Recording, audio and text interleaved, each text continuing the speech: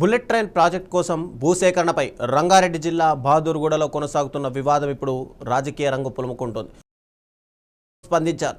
గతంలో రైతులతో అధికారులు చర్చలు జరిపినప్పుడు సానుకూలంగా స్పందించారని, ఇప్పుడు ప్రతిపక్షాల ప్రేరణతోనే ఆందోళనలు జరుగుతున్నాయని ఆయన ఆరోపించారు.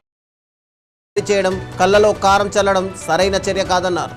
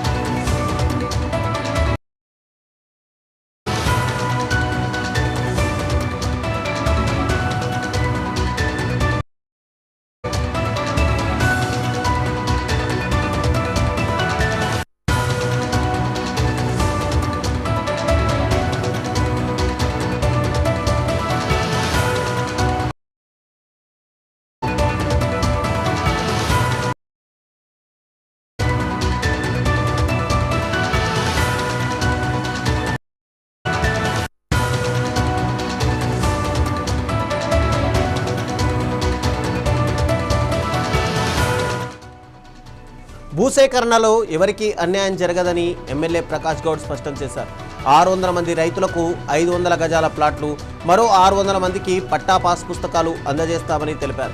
ప్రభుత్వం అన్ని రకాల నష్టపరిహారం అందిస్తోందని, బుల్లెట్ ట్రైన్ ప్రాజెక్టుతో ప్రాంతానికి అభివృద్ధి, ఉపాధి అవకాశాలు పెరుగుతాయని పేర్కొన్నారు.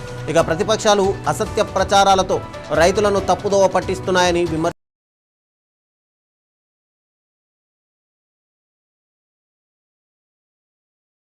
మీరందరూ కూడా వాళ్ళ మాటని అవగాహన కావద్దు. గవర్నమెంట్ ఏదైతే అనుకున్నదో ముఖ్యమంత్రి గారు అంతా కూడా దీన్ని ఒక నిర్ణయం తీసుకొని ఒక మంచి అవకాశం మీకు ఉన్నది, అవకాశాన్ని ఓడగొట్టుకోవద్దని కూడా నేను గ్రామ ప్రజలకు అందరూ కూడా చెప్తున్నా. మీకు ఎందుకంటే ఇన్ని రోజులున్నా మీకు పట్ట పాస్బుక్లు లేవు, ఒక నమ్ముకోవాలంటే లేదు. ఇలా మీకు పట్ట పాస్బుక్లు వస్తున్నాయి. 600 ఎకరాలకు 600 ఎకరాలకు 500 గజాలు, 500 నుంచి 600 గజాలు ఇప్పారని నేను దాన్ని నిర్ణయించిన. 600 గజాలు ఇలా మీరు చూసుకొని దాన్ని అంతా లేఅవుట్ చేసి, హెచ్ఎండి లేఅవుట్ చేసి మీకు ఇస్తే ఇలా 2 కోట్ల అమ్మేది రేపు మీకు 3 కోట్లు వస్తాయి. ప్రజలందరూ కూడా మనకు చెప్పే బాధ్యత ఉంది. అపోజిషన్గా మీరు అడగాలి, కానీ అపోజిషన్ మేముండాలి.